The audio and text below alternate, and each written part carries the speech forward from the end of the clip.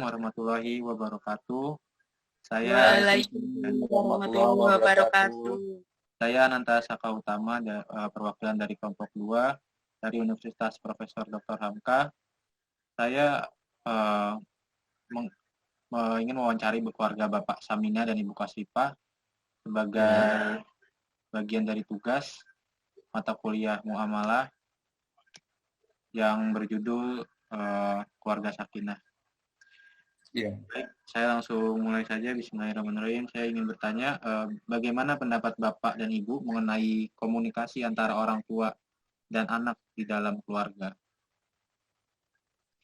Sebelumnya, Assalamualaikum warahmatullahi wabarakatuh. Waalaikumsalam warahmatullahi wabarakatuh. Saya dengan anak cukup baik, karena selalu saya tekankan anak-anak itu apapun selalu harus terbuka terhadap orang tua. Apa kemauan anak itu harus terbuka, jadi kita bisa tahu bagaimana kemauan anak-anak atau kemauan orang tua. Karena komunikasi itu sangat penting, makanya kita tekankan anak-anak harus selalu mau kemana, mau ke sini atau kemanapun harus terbuka.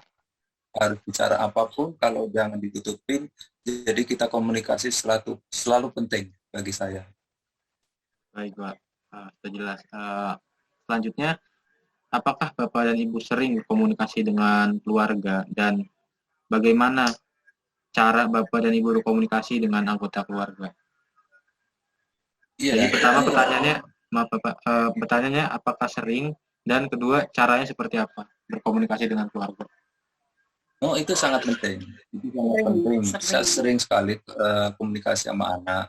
Hampir setiap hari saya tekankan, seperti umpama dia mau pergi kemana, atau belanja, atau kuliah, atau kemana, itu harus tanya, harus bicara sama orang tuanya, harus minta izin sama orang tuanya, agar kita tahu anak-anak nanti mau kemana, jadi kita tahu. Oke, baik, Pak. Selanjutnya, apakah komunikasi orang tua atau anak itu penting? Penting sekali, karena di dalam keluarga itu namanya komunikasi antara anak dan orang tua, antara kakak dan adik, itu sangat penting. Karena kita dalam keluarga itu satu keluarga besar. Satu keluarga besar itu seharusnya ya apapun kita harus tahu kemana anak, atau bagaimana anak di mana, atau orang tua juga di mana. Itu sangat penting sekali komunikasi itu, Pak. Saya selalu menyarankan kepada anak-anak saya, mau pergi kemana, atau kemanapun pokoknya, atau izin kemana, kita harus minta izin dulu sama orang tua, agar orang tua bisa mengetahui anak-anak kita itu. Baik, pertanyaan selanjutnya, bagaimana bentuk komunikasi yang Bapak lakukan dalam keluarga? Jadi bentuknya seperti apa? Misal kayak dengan via WhatsApp, atau mungkin cara komunikasinya lemah lembut atau sebagainya, atau harus tegas gitu-gitu, seperti apa, Pak, bentuk komunikasinya? Oh iya, ya itu kalau anak bepergian atau kuliah atau entah belanja atau dimanapun berada, harus minta izin juga sama orang tua. Saya juga selalu WA ataupun nelpon ke anak-anak kita, dia posisi di mana itu kita harus tahu, agar mereka tuh anak-anak nanti kita punya tanggung jawab. Kalau harusnya waktunya pulang, ya pulang. Kalau dia makanya keterbukaan itu kita tekankan, kita benar-benar kita kedepankan keterbukaan antara anak dan orang tua itu. Baik. Apakah Bapak Ibu merasa nyaman ketika berkomunikasi dengan keluarga? Sangat nyaman. Ya, nyaman karena terbiasa. setiap hari kita udah terbiasa, karena kita juga selalu menganjurkan ke anak-anak selalu terbuka. Jadi sangat nyaman. Oke. Selanjutnya saya mau bertanya, apa yang biasanya dibicarakan ketika Bapak dan Ibu dan anak-anak sedang berkomunikasi? Lagi di mana? Gimana? Gimana? Lagi Ya, apa yang biasanya dibicarain yang kalau misalkan komunikasi sama anak tuh yang dibicarakan apa saja biasanya? biasanya lagi di mana? Ya ini kalau suka kita tanya ke anak-anak saya, itu ya kalau mau pergi, saya tanya mau pergi kemana, terus pulang jam berapa, atau mau kuliahnya itu nanti jam berapa sampai jam berapa. Tapi saya tekankan jangan lupa untuk namanya kita keluarga yang kita menganut karena ajaran Islam ya, agama, sholat 5 waktu selalu kita tanyakan. Waktunya sholat zuhur atau sholat asar, maghrib, isya, dan subuh. Itu kalau anak-anak itu selalu saya telepon kalau emang dia nggak kurang ngerti gitu. Baik. Terus bagaimana bahasa yang Bapak Ibu gunakan ketika berkomunikasi dengan anak-anak? Nah itu karena ya untuk anak-anak sekarang ini komunikasi itu sangat macam-macam. Ada yang bahasanya kurang bagus, ada yang bahasanya nggak bagus.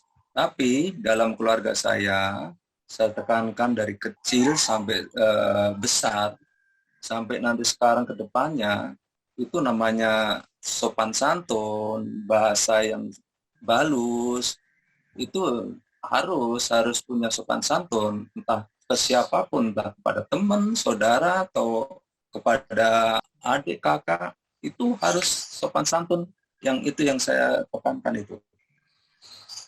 Nah, selanjutnya, apakah keluarga Bapak adalah pendengar yang baik di saat salah satu anggota keluarga ada yang berbicara gitu, seperti itu? Ya, alhamdulillah baik. Dia menjadi pendengar yang baik karena selama ini ya emang kadang-kadang ada salah satu anak mungkin suka ada yang kurang ini ya, tapi sebenarnya cukup baik semua.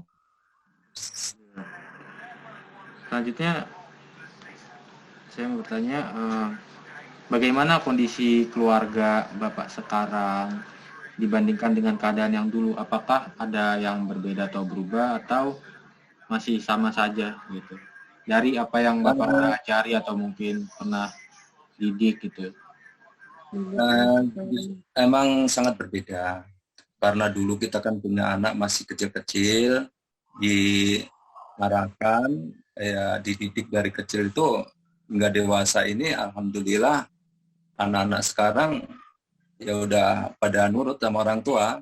Tapi yang emang dia prinsipnya, kalau orang tua emang salah juga nggak apa-apa, dia harus bilang orang tua salah, tapi kita akan bedanya perbarui lagi. Bedanya untuk dulu sama sekarang, ya alhamdulillah sekarang udah pada besar, anak-anak pada besar, udah mengerti mana yang baik, mana yang buruk, mana yang ditinggalkan, mana yang enggak, mana yang wajib, mana yang enggak, dia udah paham semuanya.